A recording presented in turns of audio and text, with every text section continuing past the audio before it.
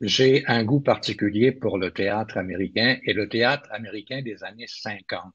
Il y avait une espèce de virage qui s'opérait et c'est toujours intéressant de voir que certaines de ces pièces sont devenues des classiques et c'est le cas de 12 hommes en colère, une pièce qui a été écrite par un monsieur Rose, qui a été traduite en français, 4 ans plus tard, et qui fait depuis le tour de la planète, qui a joué dans toutes sortes de pays, en toutes sortes de langues aussi. Alors, pour nous en parler, j'ai choisi un des jurys parmi ces 12 hommes en colère.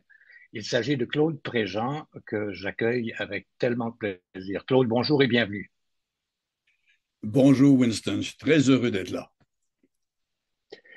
Heureusement, vous avez eu l'occasion, avant de partir en tournée, de jouer cette pièce pendant une semaine à Sainte-Agathe. Et ça, c'est toujours Oui, agréable parce que ça lie l'équipe ensemble d'une certaine façon.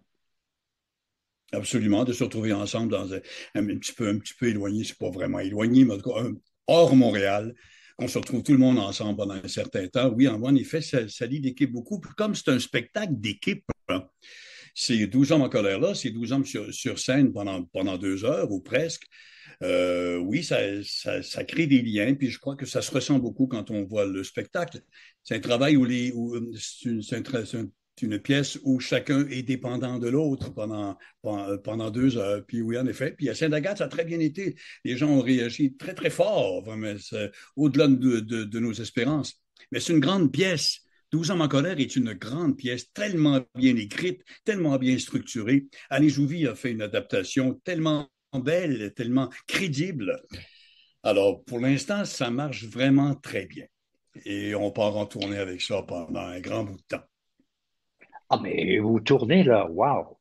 Jusqu'au mois de décembre, là, vous frappez à peu près toutes les villes du Québec. Ah Gatineau, oui, on a fait Ville-Marie, beaucoup. Huntsic, Drummondville, Shawinigan, Québec, Joliette. C'est magnifique. C'est l'occasion aussi Oui, de vivre la compagnie. C'est comme une compagnie que vous avez formée, ces 12 hommes en colère. Quel est ton oui. numéro de jury, Claude? Moi, je fais celui qui, c'est le numéro 8. C'est celui qui s'insurge, qui au départ est le seul qui vote non coupable. Parce qu'il y a un premier vote, la pièce débute, les 12 jurés entrent dans la salle de délibération, puis doivent juger ce jeune homme de 16 ans qui est accusé d'avoir tué son père.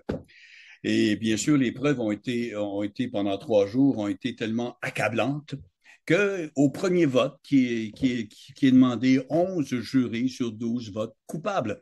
Un seul vote non coupable, c'est le personnage que je joue. Pas parce qu'il est convaincu de l'innocence de l'accusé, c'est parce qu'il n'est pas convaincu de sa culpabilité. Il y a un doute. Alors, pendant 2 heures, on verra si ce jury-là, le mien, va réussir à convaincre les 11 autres ou les 11 vont réussir à le convaincre lui, s'il y aura unanimité. Parce qu'il faut dire qu'en 1957, ça a été écrit en 53, en 1957, le moment où la pièce se passe, euh, aussitôt qu'un accusé est déclaré coupable, c'est directement, automatiquement, la peine de mort, la chaise électrique. Alors, c'est très grave. Pour le jury numéro 8, c'est très, très grave. Alors, il faut qu'il soit vraiment convaincu de la culpabilité de l'accusé avant de l'envoyer à la chaise électrique. Si je peux te dire, je suis absolument surpris qu'on t'ait confié le rôle de, du jury numéro 8, parce qu'avec ta prestance, avec ta présence en scène, avec ta voix aussi, euh, faut faire attention, là, tu sais. Oui, Est-ce que c'est tu vrai que l'as dompté, ton numéro 8? Oui, oui, oui. Mais ça dépend comment on le voit, le numéro 8. Hein. Puis moi, je le vois à ma manière, avec l'aide d'Alain Jouvi à la mise en scène qui nous a vraiment bien dirigés. Euh, le numéro 8, enfin, tous les personnages dans cette pièce sont très, très intéressants. Le numéro 8 a quelque chose de très, qui, moi, me rejoint profondément. Euh, je crois que je peux faire le numéro 8. Et je le fais avec bonheur, je dois t'avouer, Winston. Je le fais vraiment avec bonheur. T'es entouré d'une bande d'acteurs qui sont chevronnés, Oui, des gens qui, comme Jean-Pierre Chartrand, que l'on voit, à mon avis, pas assez souvent sur une scène. euh, Claude Despins, Hugo Giroux, je pense à Claude, Philippe Thibault-Denis, qui a aussi un très beau rôle là-dedans.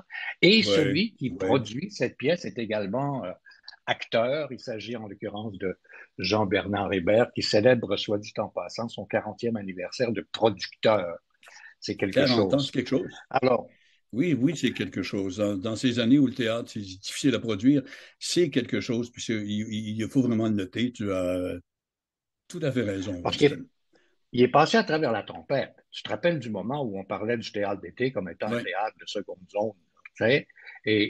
Sa absolument. Oui. persistance se fait en sorte que il y a eu une évolution qui est maintenant, on parle du théâtre en été, on parle d'un théâtre qui très souvent est engagé aussi, c'est très chouette ça. Mais de retrouver par exemple Oui. un Jean-Pierre Chartrand, c'est un acteur formidable, là, un gars de Québec, ça. C'est un acteur formidable. Tu sais que Jean-Pierre a joué dans une production déjà de 12 hommes en colère il y a 35 ans chez Duceppe, où Jean-Pierre faisait le président du jury, le rôle que Philippe Thibault-Denis joue maintenant. Alors, 35 ans après, là, il joue le rôle que Jean Duceppe jouait à l'époque, le rôle du vieil homme parmi les 12 hommes. Parle-moi un peu des autres acteurs qui sont de cette distribution. Hugo Giroux fait le numéro 3. Le numéro 3, c'est un qui est très difficile à convaincre. C'est quelqu'un qui a une raison. C'est ça qui est extraordinaire. Attends, moi, je veux vraiment nommer tous les Oui, acteurs qui jouent là-dedans. Marc-André Poliquin, absolument. Ariel Ifergan, Étienne Pilon, Jean-Pierre Chartrand, Sébastien Dodge, Claude Despins, Maxime Isabelle, Jean-Bernard Hébert, Hugo Giroux, Olivier Berthiaume, Philippe Thibault-Denis et moi. Un aéropage d'acteurs, mais aussi un aéropage de personnages sur scène. Des personnages extraordinaires parce que sous prétexte de drame juridique, mettons, c'est l'humanité que l'on voit chez ces personnages-là pendant 2 heures. Chacun de ces personnages-là viennent de milieux différents, qui ont des idées différentes, et parfois l'humanité qui dégage, l'humanité est édifiante, elle est magnifique, elle est belle, des fois elle est touchante, des fois elle est amusante, et d'autres fois elle n'est pas jolie à voir, elle est sombre. C'est l'humanité telle qu'elle est, je crois, telle qu'elle est encore aujourd'hui. C'est une pièce terriblement d'actualité quand on parle bien sûr de la peine de mort, avec ce qui se passe de l'autre côté, là, où la peine de mort est en train de revenir doucement. Là. Alors, alors c'est une grande pièce. C'est l'humanité qui ressort beaucoup de cette pièce-là.